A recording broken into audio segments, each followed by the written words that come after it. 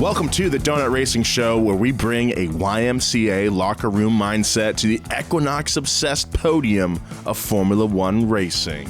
My name is Nolan Sykes. I'm joined by my two co-hosts, my favorite auto journalists, Elizabeth Blackstock. Good morning. And Alanis King. Hi, Nolan is laughing because our producer Christina messaged the chat and said the lady talking on Zoom when the recording starts will never not scare her. And I said, me? With a bunch of question marks. And Nolan just started laughing and I was like, oh, well. It can be salvaged. We're good. Hello, everybody. Welcome. This week, different kind of episode. We're not talking about any sort of race because if you haven't noticed, there wasn't a race last weekend. This week, we're talking about the outgoing drivers on the grid, as well as the newcomers to the sport. We're going to give you some little profiles on each of these drivers, get to know all the faces that are coming and going, and some that are sort of staying, but not really. A lot of people to talk about this week. I've taken notes. I've listened to interviews. I've read interviews. Okay, I haven't listened to interviews, but I read interviews. I'm excited to get to know these guys. First, I want to know how your weekend was and your life is. Oh, my weekend. Just tell me about it. It was kind of, kept it real low key this weekend. We shot the finale for High Low on Monday up at Sonoma Raceway, and that involved a lot of driving in very stiff cars. We put probably over 1,000 miles on those things in a couple days. So my back is kind of hurting after sitting in racing seats for so long. Seriously, I feel like my back has probably been damaged by that. Ouch. Yeah. And then, I came home and this weekend just kept it low key. And Honda lent us the new Type R, the Civic Type R, which I very much enjoy. If you have the money to cover the added dealer markup on one of these cars, I say go for it. It's a very nice car, and it's so good too. You will not be disappointed. As for me, I'm not built for a $20,000 markup on a Civic. Well, Nolan and I were talking about the new Type R before we started the podcast, and I drove it at the US Grand Prix, and we were talking about how grown up and just put together it felt. It didn't feel like antsy, like a little teenager car. It felt just very nice. It's a nice car. It's pretty low key. You're not going to get a bunch of looks like you did with the old FK8, but I like that because that's kind of what the old Type R, like the EK Civic Type R, was just an egg with some red badges. And if you didn't know if you didn't know what you were looking at, like, it went under the radar. And that's kind of the same thing with this car. That's the spirit of Type R for me. And the interior, it feels like an Audi, to be honest. Like the fit and finish is very good. The, noise and vibration is very minimal. Like, it's a quiet car when you want it to be on the highway. It's super impressive. And, I wish I had rich parents and was involved with crypto trading and it just had nebulous money coming out of my ass, because I would buy one of these things for sure. It's very, very good. Elizabeth, tell me about your weekend, please. Well, 2 weeks ago on this podcast, my husband had COVID and I did not. And then I got it. Well, I tested positive again today. Oh, no. Because I'm part of the 1% to 2% of the population that got the Paxlovid rebound after I completed my medication. So... oh, no. We are riding the vibe of extended COVID. Wow. Yeah, that sucks. I'm sorry. Alanis, how was your weekend? Okay, so I, for the millionth time, won Settlers of Catan. Very proud of myself. Hell yeah. And I also had a big NASCAR weekend. So I randomly booked tickets to go to the Clash at the Coliseum in Los Angeles. Great event. And then I had the nicest interaction. So a few weeks ago, I interviewed Kyle Busch, who is a 2-time Cup Series champion. KFB, baby. Yeah. So I interviewed him for a story on Road and Track. He was so nice. This interview, it only takes 12 minutes. No one takes more than that on this interview. He took 40. He talked to me for 40. And his PR person after the interview told me, when you reached out, he asked me to compile reading material and reports because we talked about an incident from 2015. And if you don't follow NASCAR, in 2015, Kyle Busch, the day before the Daytona 500, hit a concrete wall and broke his foot and his leg, on each leg, right? Oh, wow. And so that is what we talked about. We recapped that. And he wanted to make sure that was on the top of his head. So he studied everything. Like, Dang. he was telling me the speeds he was doing. He was telling me all the little details. And we got done with the interview, and he was like, if you need anything, let me know. If you have any questions, let me know. He kind of opened up an avenue of communication. And so when his PR person told me he studied for the interview, I published it and I sent him a text and I said, hey, you don't have to respond to this. You're busy. And I just want to say thank you. Like, I appreciate how much you did. He sent me the nicest text back. Let me read it to you. Exclusive. Hi, Alanis. Thanks for the note. It was a pleasure to help you. Thanks for doing the story and writing the piece. It turned out great. Have a Merry Christmas. Wow. Aw. That's awesome. So you know what? Next time Kyle Busch has like a little, like, he gets mad on the track or something and you want to say he's awful, that's a pretty cool dude. That is my story. All right. So on to Formula One. This week, we're going to talk about our outgoing drivers, Sebastian Vettel, Mick Schumacher, and Nicholas Latifi. And then we're going to meet our new drivers for the 2023 grid, Oscar Piastri, Nyck DeVries, the returning Nico Hulkenberg, and Logan Sargeant. But before we get talking about our outgoing guys, we are going to talk about the man in purgatory, Daniel Ricciardo.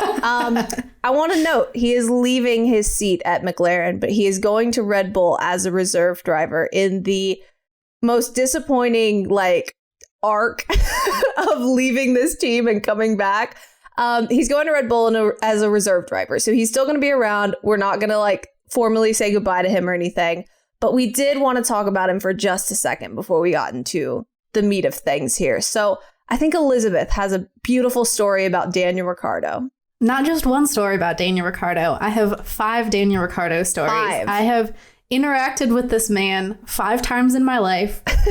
And I felt that perhaps it would be fitting to rank those interactions because he's a great human. On the bottom, number 5, the first race I ever went to, I painted a 6-foot long flag, the Australian flag, with a picture of a honey badger that said, "Beware the honey badger." Brought that, got it signed by Daniel Ricciardo cool. during an autograph session, but literally his only reaction was to look at it and go, ah! That was it. Number 4, Red Bull had a contest where you could make a meme, and if you made that meme, they would bring you to Milton Keynes for a cricket match. I made a meme, full impact fun, everything. It was a picture of Daniel Ricciardo winning a race next to Lewis Hamilton. The caption was "Sandwiches, no ham." I won, as one does. So I got to watch Daniel Ricciardo play cricket with Crofty. And this man's like gangly limbs trying to play a sport that is not race car was delightful. Number 3, during the 2015 US Grand Prix, Red Bull posted a tweet about how Daniel Ricciardo was serving food out of a food truck. That food truck was on the corner of 24th and Pearl Street. I lived on 22nd and Pearl Street. I walked over, I met Daniel Ricciardo, and he served me kimchi fries. That's sick. Incredible. Number 2, I interviewed him this year. We talked about nothing but NASCAR in America, but I did get to confirm, finally, after like 5 years of wondering, we did in fact get tattoos at the same shop in Austin within 2 weeks of each other in 2015. There you go.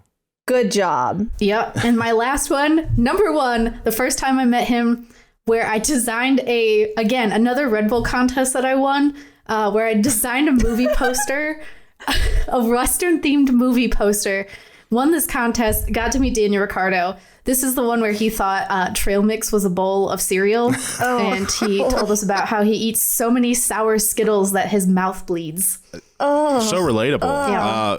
I'm surprised that like Red Bull never connected the dots on all of your like creative ventures there and like didn't try to hire you or something. They did actually.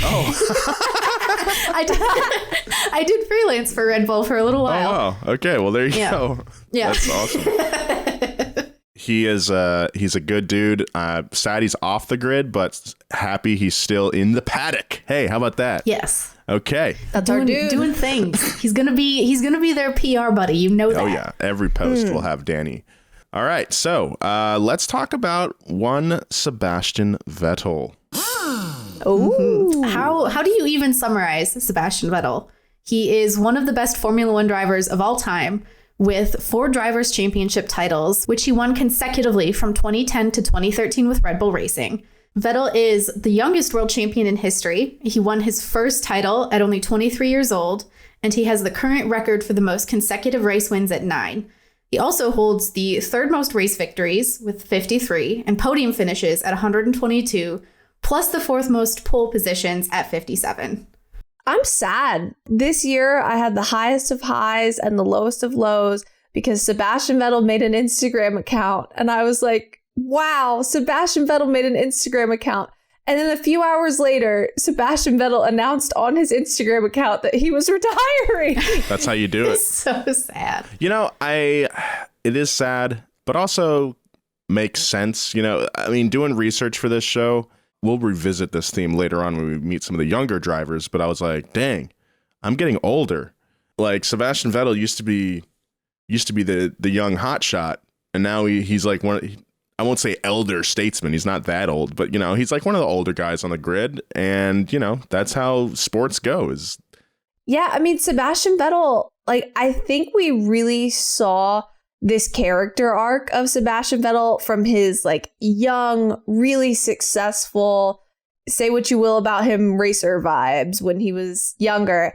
And then as he gets older and the Formula One part, he starts to realize, okay, well, we're not going to be winning any championships over here. Like, I'm not going to be winning any championships at, like, Aston Martin, right? But I can be myself and I can try to do some good for the world, right? Like, I can support LGBTQ rights. I can talk about climate change. I can do all of this stuff. And I really enjoy when racing drivers get older and they have this prestige to their name and they're able to say more about how they feel and try to, like, make some change in the world, right?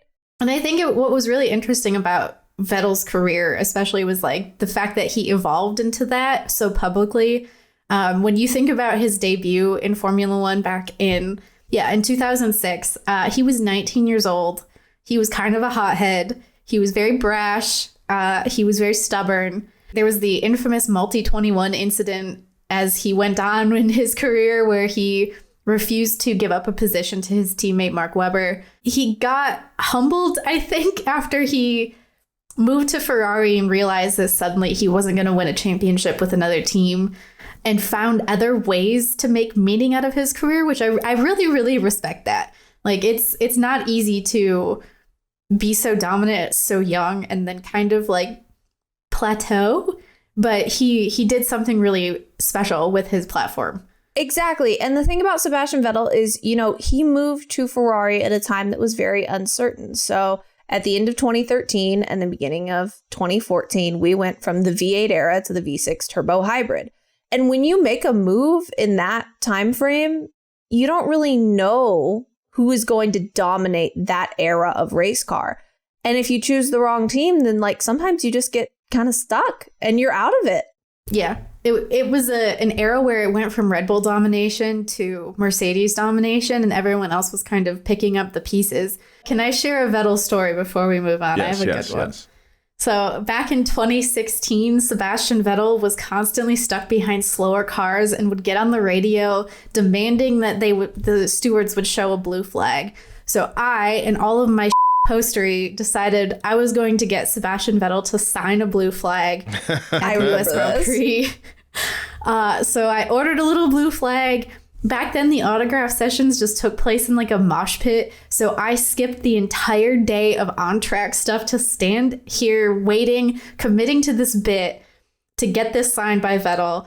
He was so nice about it. I was like, there's a 50-50 shot. Like, he's either going to be mad and he's not going to sign it, or he's going to laugh. He absolutely lost his mind giggling. Like, he could not stop.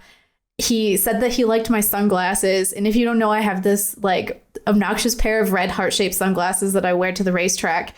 And as he like walked down the line signing stuff for people, he kept turning around and like laughing because he kept seeing the blue flag. It was great. I wasn't a Vettel fan at the time. I was just there for the meme. But that actually, like, that was really part of what changed my opinion on him, because I respect someone's ability to be able to laugh at themselves. And like, what was undoubtedly a terrible situation and super annoying for him to have some little come up and like make a thing of That's it. you. But that was me. He was really nice. Okay, so here's a theoretical based on this, just on people having humor. If you don't know, Kimi Räikkönen, he is known for always asking about the drink. So he will just come over the radio and ask about like a drink of water or something, or like his water is empty and he's mad. This is the thing. So anytime you reference Kimi Räikkönen, you say like the drink, right? Kind of like the blue flag thing. If you walked up to Kimi Räikkönen and you asked him to sign a drink bottle, is he self-aware? 2, if he is self-aware, would he laugh or would he be mad? I think in his racing days, he probably would have been indifferent and pretended not to know what you're talking about. But now that I think he'd be like, oh, yeah, okay, this is funny. Yeah, I think the vibe would be better now. Yeah, definitely. I don't know. I think you might have to explain it to him. And like once you explained it to him, he would get the joke. He'd be like, why do you want me to sign a drink bottle? And you'd be like, the drink. And he'd roll his eyes and be like, all right, whatever. And he'd sign it. And you would glean from the eye rolling that he thought it was kind of funny. Yeah, I can see that. I mean, if you had caught him like in his racing days and you asked him to do that after like a bad qualifying session, I feel like the answer would have been different. But now would be good. Other drivers, we have Mick Schumacher leaving. And Mick Schumacher is kind of in the same category of Sebastian Vettel. He cares about other people, and I'm sad to see him go, temporarily or not. So Mick Schumacher is best known as the son of legendary driver Michael Schumacher, but we at DRS think he's way, way more than that. He's a Formula 2 and Formula 3 champion. He scored points this year in a Haas, and perhaps most importantly, he seems like a decent person. Yeah, I can't imagine that this is the last we'll see of Mick Schumacher. Just the name alone gives him a lot of cachet. And I think he proved himself to be a decent driver, at least. Like, maybe he just needs to find some more financing for himself and he can find his way back onto another team. I think the growth that he showed this year in such a crappy car speaks volumes for his like potential. Yeah, it is pretty confounding to me that he did not find a seat after Haas. I'm kind of trying to figure out what happened with Mick Schumacher and why he wasn't capitalized on as much as he should have been as a driver. So when you think of the Formula One grid, there are people who come to mind immediately. And like, I think Mick Schumacher really had the potential to be one of those standouts. Like, he kind of looks like a high school quarterback. He cares about other people. Like, he wears pride shirts. He does all this stuff.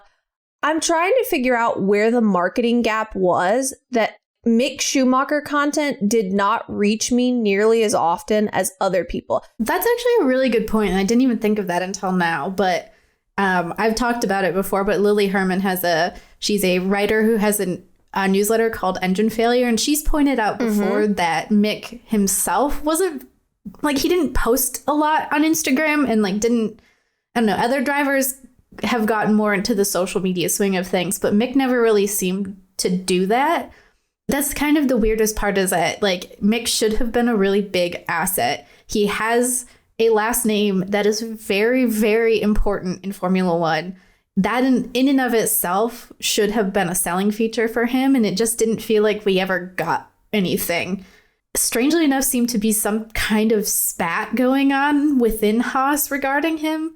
It seemed like he and Gunther Steiner just didn't vibe very well, especially this year.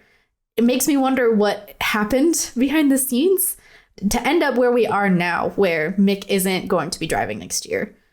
So what I found wild is, it's always very cool to me when Formula One drivers or any kind of drivers, they support different causes. And when Lewis Hamilton has an LGBTQ rights helmet, and when Sebastian Vettel wears a shirt or has a helmet or rainbow everything, climate change everything, you see it. It's all over Instagram. It's all over everywhere. Mick Schumacher did this, and I did not see him nearly as often. Like, why was it harder for me to find Mick Schumacher's pride clothes and pride shirts than everybody else's? I'm trying to figure out where the gap was. The thing that I saw from Mick Schumacher that came onto my timeline very effortlessly this year, the one thing was when he went to Texas Roadhouse. And I'm like, this is the one time I've seen Mick Schumacher on my timeline. Because the thing is I don't follow many Formula One drivers. I see what comes on my timeline organically. Like, I see what people are talking about because that shows me what people care about. And there was just not a lot of Mick. And I think a lot of racing drivers really screw up in that they don't teach us who they are. And I think they're afraid because they're afraid of saying something wrong and getting in trouble. I've spoken to NASCAR drivers about like tweets they've made that have gotten them in trouble, or like tweets they didn't make because they were scared. Like, I've spoken to drivers about this, and they are always worried about the fact that, like, what if I say something wrong and make everybody mad, even if everything I'm saying is very, very innocent, you know? And I think that makes them afraid to share who they are. But the thing is that if you just had like some kind of consultant walk through your day and go, this is the kind of stuff you should share about yourself, you would be a global icon if you just showed people who you were. Make Texas Roadhouse your entire brand. Yeah, I don't think there's any way we don't see Mick Schumacher again in the future on the grid. Let's move on to our final departing driver. You know him. Our guy. You love him, or maybe you don't. I don't really love him. It's Nicholas Latifi. Ouch. I don't. Sorry. Look, the whole Gotifi thing. I understand people are just having fun with it. I think all the drivers on the F1 grid, it should be the best drivers in the world. I don't know if our boy Nicholas qualifies. Yes. So Ow. Nicholas Latifi, this man was notorious. Don't say ow. Come on. Ouch. Nolan, come on. Nolan is just bringing the heat. He seems like he really does seem like a decent dude. He does seem like a nice guy. He's Canadian. He probably has like a Le Mans win in his future, you know? Put him out there with Fernando. Put him out there with Fernando or Nico Hulkenberg, whoever. But dude, come on. This guy was notorious for being a real life spin doctor on the track. No one can spin out like Nicholas Latifi. He played a pivotal role in some of like the biggest moments of the last couple seasons with his spin outs, causing cautions and whatever. So started karting.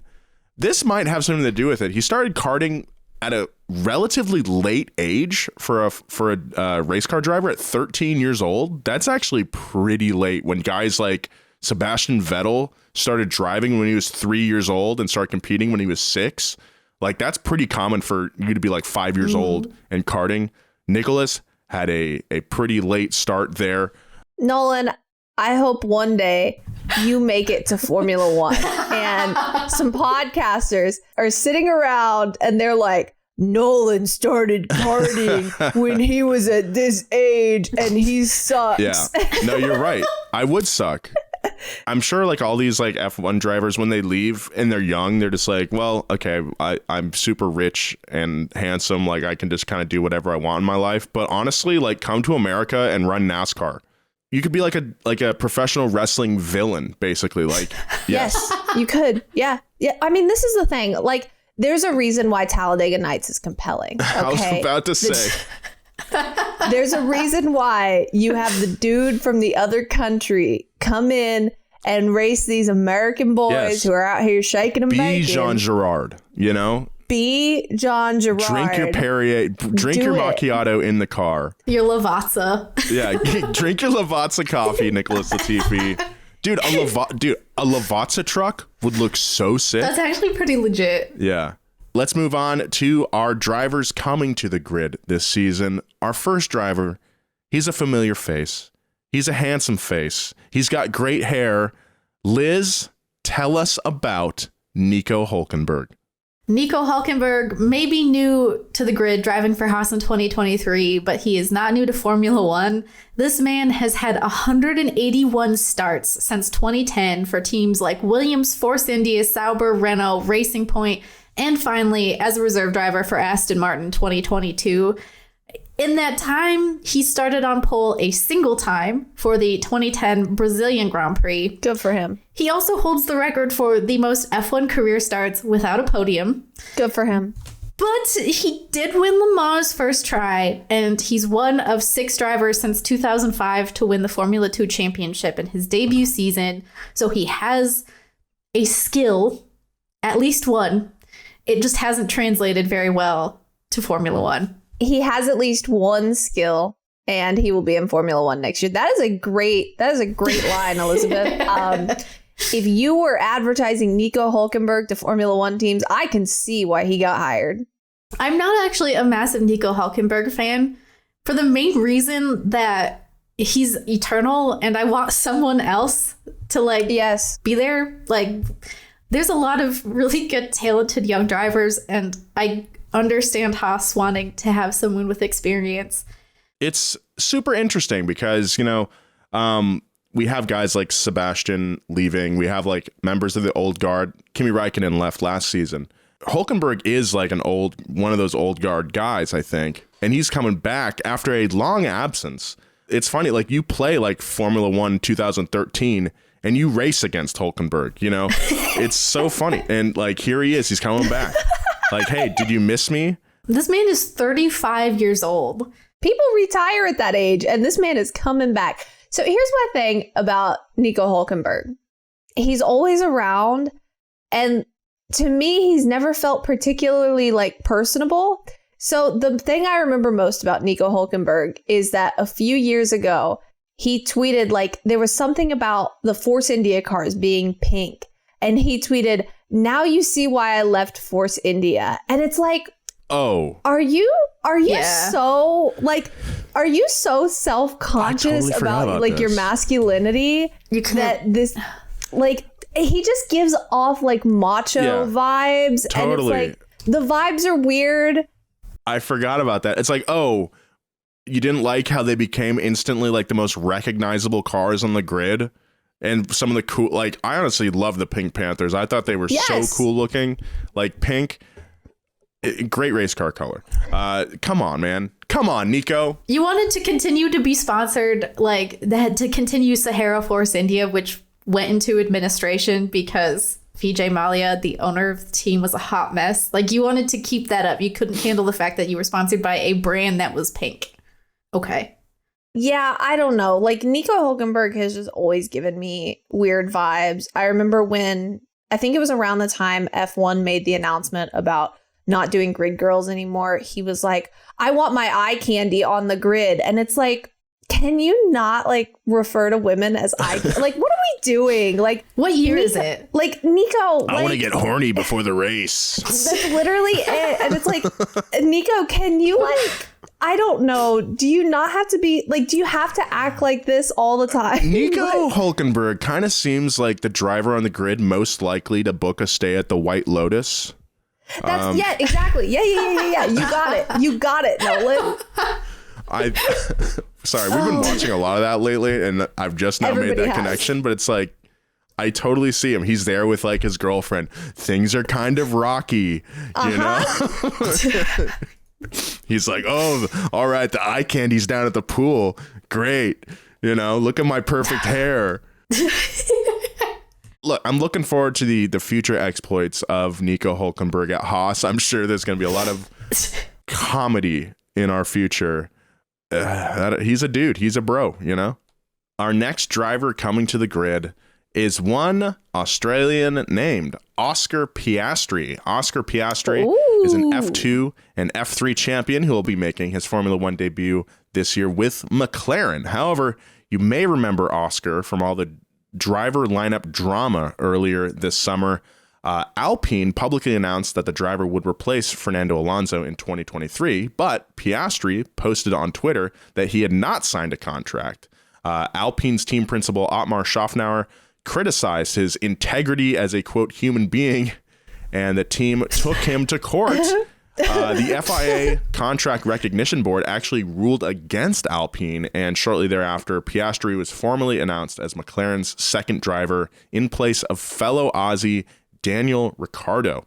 Yeah, so that whole tweet, he said, quote, "I understand that without my agreement, Alpine F1 have put out a press release late this afternoon that I'm driving for them next year. This is wrong, and I have not signed a contract with Alpine for 2023. I will not be driving for Alpine next year." And I honestly understand Alpine suing Oscar because Alpine actually made a significant investment in both time and kind of resources for Oscar to drive for Alpine. In a F1.com interview before this whole kerfluffle, this is early in the season, Oscar said, quote, Alpine are putting together such an extensive test program this year, and I think that speaks volumes about their belief in me. He was very much slated to drive for Alpine. And it's just, I have to wonder, that's just how it is when you're a driver, though, I think. Like, you can't, unless you really are like a true believer in a team, like a lot of these guys are not hitching their wagon to one horse, The McLaren announcement really came out of nowhere, but that's just how it goes sometimes. Very crazy how that all went down. And now Alpine is left without Fernando or Piastri. And now instead they have Esteban Ocon and fellow French driver Pierre Gasly. But Oscar, I took a little scroll through his social media. Oh, okay. Yes. Okay. Tell us what you learned. He suffers from what I will now coin racer bot syndrome. Oh, no. Okay. Where are we? Okay, Nolan, Yes. where are we looking? Are we looking on Instagram? I'm on Instagram. Okay. I wanted to find any sort of personality, any sort of personal life Oh, no. from Oscar Piastri. Could not find any, which I respect. I don't really post a lot about my private life on my Instagram.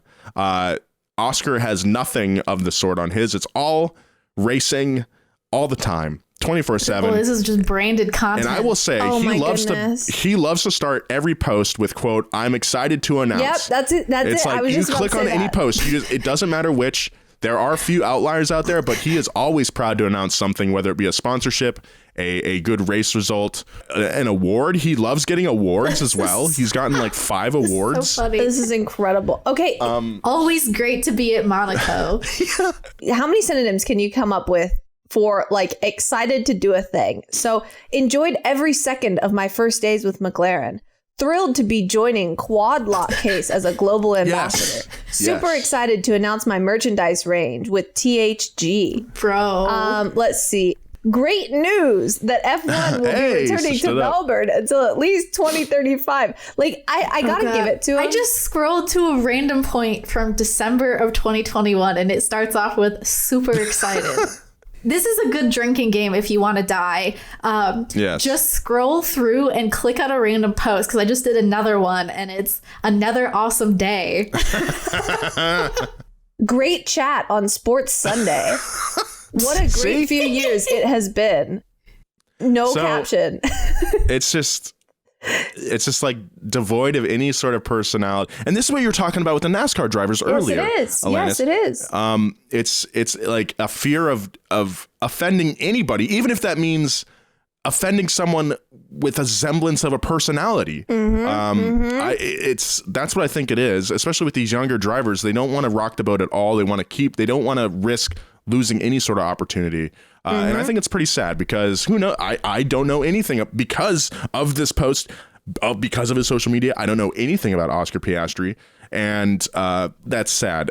So just a little background before we move on here. Oscar, he started out racing remote controlled cars back in 2011 at 10 years old. Very much like Lewis Hamilton, by the way. He was born in 2001. Oh. Yeah. Oh, isn't that crazy? Oh. Yeah. He was in British Formula 4 in 2017 and then joined the Renault Sport Academy in 2020. So yeah, there's that Alpine connection there. He was slated to race for the French team. And then, he was one of Alpine's reserve drivers this year and now will be racing for McLaren, number 2 driver behind Lando Norris. Should be an interesting pairing, I think. Maybe Lando will coax some sort of personality. Maybe we'll get to see who Oscar Piastri is. He is an Aussie after all, and we love our Aussies. We will see him on lando.jpg. That is exactly it. That is exactly it. So we have our next person, who is Nyck DeVries. But I think our parting wisdom for Oscar Piastri is have a personality, or in 2 years, we will be talking about you in this exact episode. Oh, no. Leaving the Formula One grid. Don't be afraid to be Australian. Yeah, don't be afraid to be Australian. Go to Outback Steakhouse, okay? Just have a personality or else. Yes. Good luck, Oscar. That's really good. We look forward to watching you race. All right, let's move on to our next driver. Nyck DeVries. Welcome, my guy. He's a Formula E and Formula 2 champion who spent 2022 as the Mercedes reserve driver until he was called up to race for Williams at the Italian Grand Prix, and he scored points during his first Formula 1 drive. Now he's going to race alongside Yuki Tsunoda at AlphaTauri in 2023. So if you don't remember, Nyck DeVries got called up because Alex Albon it was a ruptured appendix, right? Yes, yep. And he went got his appendix removed. And he got his appendix removed, and they called on Nyck DeVries to get in that car. And you know what? It is not easy to score 1 point in a Williams, and it is certainly not easy to score 2. And that is what he did. He finished phenomenal 9th in his debut. It was incredible. It was a great race for him. So like we said, initially very involved with Mercedes, kind of in the same way that Oscar Piastri was on the Alpine track. Nyck DeVries, a lot of pictures of him on his social media with Toto Wolff and hanging out in the AMG Petronas garage. I did some research here, but it was after that 9th place finish at Monza, he goes and has lunch that following Monday in Monaco with Max Verstappen. I think they're buddies. They were hanging out and were talking in very frank terms about what that finish meant for Nick and what the possibilities were for him now that people see that he's a great driver or could be a great driver. So after that lunch, he arranges a meeting. He goes to Austria, meets with Helmut Marko, one of the top guys at Red Bull. And then the AlphaTauri agreement comes through. Helmut able to snake Nyck DeVries away from Mercedes, which is crazy, by the way. So yeah, he'll be there on AlphaTauri. Like Oscar Piastri, Nyck DeVries also has a fairly, I would call it a sterile social media presence. Yes. Very much of like, hey, I'm a race car driver. This is what I do, man. He's not as much of a racer bot, I think, as Oscar Piastri, but he's pretty close. He definitely came out of the Mercedes driver camp. Like you can tell. See, here's the thing. Like I actively follow Formula E. And I know nothing about Nyck DeVries despite him winning a championship because he never expressed much personality. And it's easy to do that in Formula E because nobody cares. That's where you go when you don't have a drive anymore and it's your last chance. But Nyck DeVries, I guess, made something of it. He won the championship and continued on. But I've never heard anyone oh yeah, that Nyck DeVries, he's a real cool guy. Formula One is very they're just not experimental. They don't go after people who have not already gone out and done something in a Formula One car. And I think this is partly due to the fact that you have to have those super license points. So we saw earlier this year that Colton Herta, there were talks of him coming to Formula One, but he didn't have the super license points because the super license point system is awful and does not really count IndyCar drivers as drivers. That was an issue. IndyCar drivers are people too. IndyCar drivers are people too. You can't really get creative and go out on a limb in Formula One. And I think Nyck DeVries shows that this dude came out, started a Formula One race, and then everybody was like, oh, he exists. And then they hired him. Yeah. Do we think Nyck DeVries would be driving in 2023 had he not subbed for Alex Albon? I don't think so. I really don't think so. I think these teams are so uncreative. Maybe Daniel Ricciardo would still be on the grid. Interesting. They're so uncreative. So we have Alex Albon's appendix to thank for that. The vestigial organ, not necessary anymore, can kill you. Okay, we got one more driver left. Liz, tell us about our final guy. We have Logan Sargeant, who is the final new driver for 2023. He'll be replacing Nicholas Latifi at Williams and will be joining Alex Albon. He is the first American F1 driver on the grid since Alexander Rossi raced in 5 Grand Prix in 2015 and is another pretty sterile driver from what I've gathered on his social media. Yeah. He's from Fort Lauderdale. He's from Fort Lauderdale. Man, I bet they have a Home Depot there. You can go do some Duracell promotions. I bet they do. I think Logan Sargeant introduces the topic of Americans in Formula One, right? And I don't know. I'll leave it up to y'all. Y'all let me know. Would you like me to just read an excerpt from Racing with Rich Energy about Americans in Formula One? Sure. Yes. Racing with Rich Energy, now available online. Wow. Yeah. Go How wherever exciting. fine books are sold. I ordered a copy just last night. Thank you. Yes. Ooh, wow. So get yours today. Let's hear a little passage about Americans in F1. Here we go. So, of course, Haas is an American team, and we were talking about how Haas isn't as American as it seemed. So, here we go. Formula One had always been short on Americans, even if it gained the US-based Haas team in 2016. When Haas joined Formula One, the most recent win by an American was Mario Andretti in 1978. The only two Americans to compete in the series after the turn of the century were Scott Speed, who ran for Red Bull Racing Junior Team Toro Rosso in 2006 and 2007, and Alexander Rossi, who ran 5 races for the Manor Marussia team in 2015. Before them, the most recent American in the series was Mario Andretti's son, Michael, in 1993. But neither Speed nor Rossi had much luck making it in Formula One. Midway through the 2007 season, Toro Rosso replaced Speed with German driver Sebastian Vettel. Speed hadn't scored a single point across his 2 seasons in the series, while Vettel went on to win 4 championships in a row with the big kid Red Bull Racing team in 2010, 2011, 2012, and 2013. With the 2010 title, Vettel became the youngest ever world champion at 23 years old.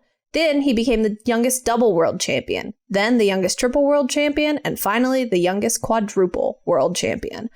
So, as you can see, Americans in Formula One haven't had a great history of it. And then we have Germans come in and do really well. So I have some stats here for this one.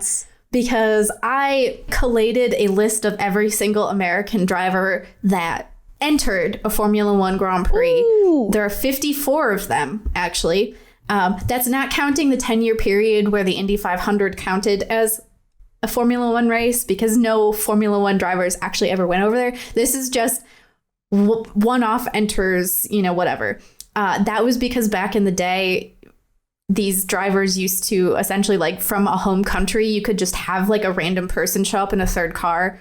But my personal favorite ever American who raced in Formula One is a fella named Frank Docknall. He was 43 years old. He was from St. Louis. He was just a mechanic who kind of did some race car. And he was like, I bet I could race in Formula One. That's what I think. So he entered the 1963 Mexican Grand Prix and crashed in an unofficial practice session and immediately retired from racing altogether. So Logan Sargeant, whatever you do in this Williams will be better than that. Please do not crash during practice. Okay, but will it be better than that? Because arguably that's the best thing you could ever do. Go, I could do Formula One. Get in a car, crash it, and then never do it again. Refuse to elaborate, leave. Refuse to elaborate, go. Like, I mean... Okay, you're not wrong. That is a pretty good mic That's a pretty good mic drop. Honestly. It's almost like...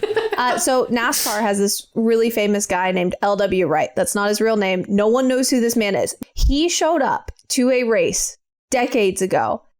Fake checks, fake money, fake identity. Showed up, got black flagged for being too slow, pulled off the track, left. No one ever saw him again. All the checks bounced. No one knows who L.W. Wright actually is. So that's arguably better, but still, that's pretty good. My guy Frank he's doing it.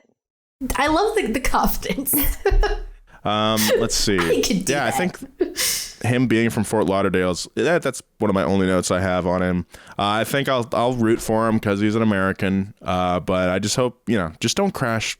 Just don't crash first session, dude. Please do not. Another thing I think is really interesting, like similar to Formula One teams, Formula One drivers or drivers who are about to be in Formula One are on no one's radar until they make a start. So if you Google Logan Sargeant right now and you click his Twitter account, okay, he has 34,000 Twitter followers. Ooh, the other day he had 28,000, meaning before today, I had more Twitter followers than Logan Sargeant. And this man, as of like March of next year, once he does his first race, he will have a few 100,000 Twitter followers as of his first race. But he is not on anyone's radar until he is on that track and the little lineup says his name on it. He will not be on anyone's radar. Yep. So this man has 34,000 Twitter followers. Like, he's just a dude right now. Yeah. It's super weird how that works because like you'll stumble upon like racing, like race car drivers' profiles that aren't super high profile, and they still talk and post like racer bots, but they only have like 3,000 followers, and you're like, oh man, come on, like let's see that personality, man. I don't know. Noah Gragson should have been recruited on a team, I think. Okay, Noah Gragson, if you don't watch NASCAR, every single time this man wins a race, he gets out of his car and he pukes on himself. He should go to the doctor and get, I mean, he has had that checked out, but like that does seem like something.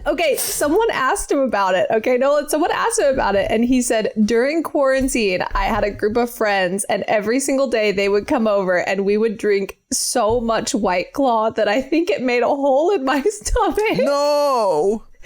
Oh my God. That's very NASCAR. Okay. All right. Well, those are all the drivers leaving and coming to the grid this season. Wow. Who are we most excited about this year? Who do we think? Which slice of white bread do you prefer? That is actually a great question. I think Nyck DeVries, because he has the most expectation, interestingly. Like, we all know Nico Hulkenberg exists. No one knows Logan Sargeant exists.